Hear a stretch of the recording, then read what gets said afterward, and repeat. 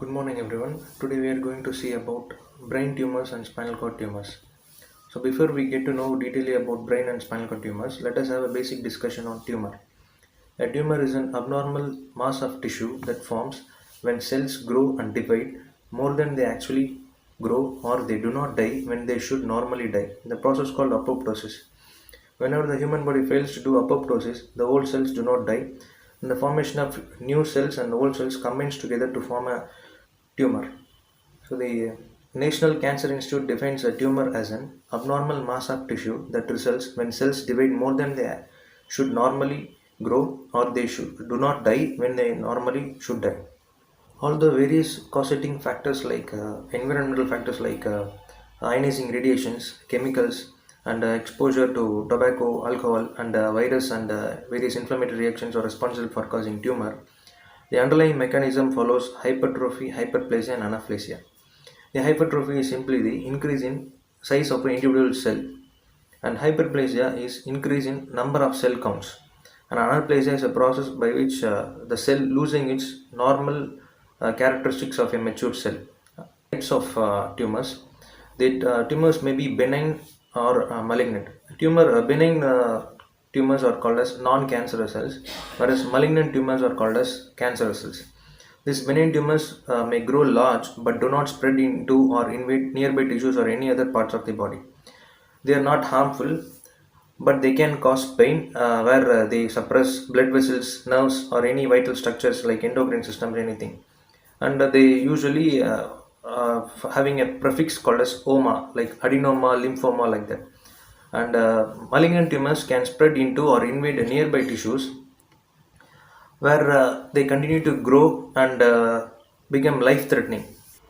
The diagnosis of tumor involves thorough clinical examination and patient's medical history and radiological imaging tests such as mammogram or MRI. However, this test can only detect whether a lump is present or not. And using these imaging techniques, the doctors will have to see the characteristics of a tumor, how the rate of its growth, the nature of its tumor, whether it is benign or malignant, whether it's primary or secondary. However, a biopsy is necessary to determine the type of lump. And management, the normal management of tumor involves surgical removal, complete removal or partial removal, chemotherapy using drugs, and radiation therapy using highly intense x-rays. Okay, let us move into brain tumor. A brain tumor is also known as intracranial tumor, is an abnormal mass of tissue in which cells grow and multiply uncontrollably, seemingly unchecked by the mechanisms that control normal cells.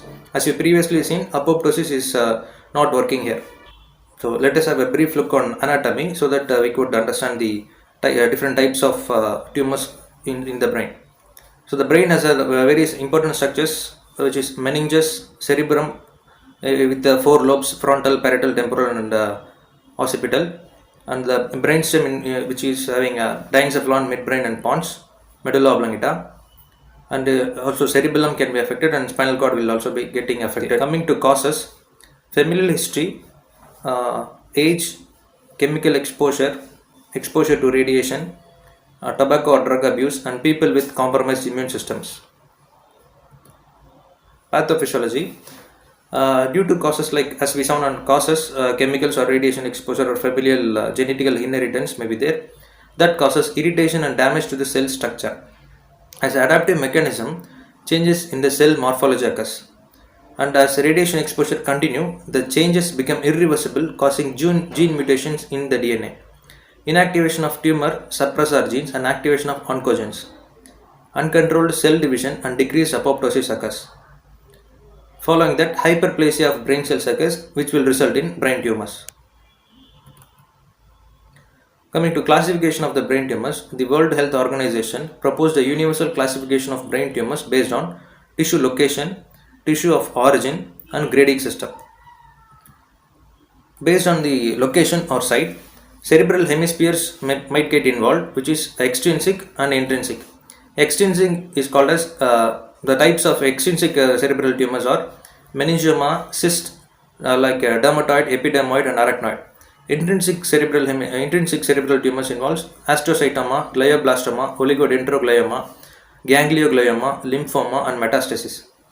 The tumor affects hypothalamus is called as astrocytoma, and it also might involve cellular or supracellular region, which is pituitary adenoma, carcinopharyngioma, meningioma, optic nerve glioma, epidermoid or dermoid cyst. And based on tissue origin, it is classified into primary and secondary tumors. Primary tumors include the tumors that originate from the brain tissue or brain's immediate surroundings. This pie chart shows the distribution of brain tumors and the type of cells involved majorly. As you can see, glioblastoma is involved at 22.6, meningioma is involved 24.0, astrocytomas are 15.9%, pituitary 8%, nerve sheath cells 6.5, and all other cells, all other pituitary tumors, pineal gland tumors, ependymosum and schwannomas are involved like 23%. And secondary brain tumors are also called as metastatic brain tumors. This include tumors that arise elsewhere in the body, such as breast cancer or lung cancer, and migrate to the brain, usually through the bloodstream or lymph nodes. And coming to grading of tumors, the grading system is defined by WHO. The grade 1 is the tissue is benign, where the cells look nearly normal to brain cells, but they grow slowly. Grade 2, the tissue is malignant. The cells look less like normal cells than to the cells in grade 1 tumor. Coming to grade 3, the malignant tissue has cells that look very different from normal cells. The abnormal cells are actively growing, like that crosses the anaplastic phase. Grade 4, the malignant tissue has cells that look most abnormal and tend to grow quickly. This is the final stage and very malignant. And the common clinical features of a person having a brain tumor is increased in intracranial pressure, more frequent and more severe headaches will be complained, and nausea, vomiting, visual problems such as blurred visions, double vision, and loss of peripheral vision, gradual loss of sensation or movement in limbs, difficulty with balanced speech and ADL, confusion and difficulty in making decisions, inability to follow simple commands, disoriented, and memory loss will be there, and the person having a personality or behavioral disorders, seizures, and hearing problems will also be noted. The symptoms can be also based on location of the tumor. Like if a person is having a tumor in frontal lobe, the primary movement is affected, personality changes will be there, cognitive impairments, delayed initiation of movements, and language deficits will be present. Whereas a person with parietal lobe tumor will have a somatosensory changes, impaired spatial relations, homonymous visual defects, agnosia, and language comprehension impairments will be there. Person with occipital lobe tumor will have a homonymous hemianopia, impaired extraocular muscle movement, and eyeball movements will be affected, and the perception of visual sensation will be affected. And the person with temporal tumor will have auditory and perceptual changes, memory and learning impairments, and aphasia. And person with cerebellar tumor will have ataxia, axillary dysmetria, dysdiadokinesia, and intentional tremors. When the brainstem is affected, the gait disturbances, diplopia, focal weakness, altered consciousness, and attention will be noted. And if the cerebellopontine angle is involved, hearing loss, ataxia, tinnitus, dizziness, changes in cranial nerves will be observed. The diagnosis involves primarily physical examination with detailed medical history, followed by radiological investigations and laboratory investigations. The physical examination means the complete neurological examination with the detailed medical history involving higher mental function assessment, cranial nerve assessment. An ophthalmoscope is used to observe the eyeball movements and pupillary right reaction, muscle strength, range of motion, reflexes, superficial and deep reflexes, muscle tone, balance and coordination, gait, posture, and activities of daily living will also be examined. Following that, radiological investigation in 3 different types of imaging: static imaging, dynamic imaging, and computer integrated imaging. The static imaging involves CT scan, magnetic resonance imaging, skull X-rays, and angiography, whereas the dynamic imaging involves positron emitting tomography, single photon emitting computed tomography, magnetic resonance sonography, and functional MRI. The laboratory investigation involves monitoring intracranial pressure, the biopsy of affected organ or affected tissue, and perimetry is used to assess the visual field, and electroencephalography is used to check the electrical activity of the brain, and lumbar puncture is used to analyze the CSF contents, and endocrine testings will be done, and audiometry and vestibular testing will also be done. And the management of brain tumors involves surgical management, chemotherapy, and radiotherapy. The surgical management involves either complete resection, partial resection, stereotactic biopsy, ventriculoperitoneal shunting, and chemotherapy will be based on targeted drug therapy.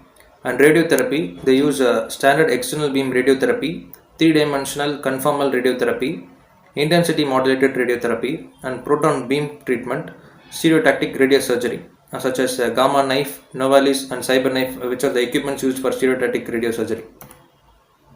And rehabilitation, the main goals of rehabilitation includes preventing complications and achieve maximum restoration of function, optimizing the functional capabilities of the individual, and improving functional mobility, and enhancing communication, and modifying the environment according to the patient's needs.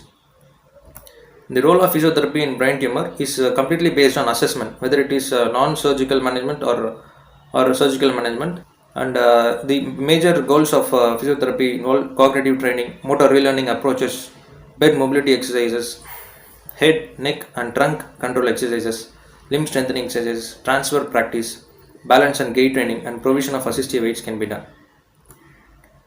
Okay, let us go on to spinal tumor.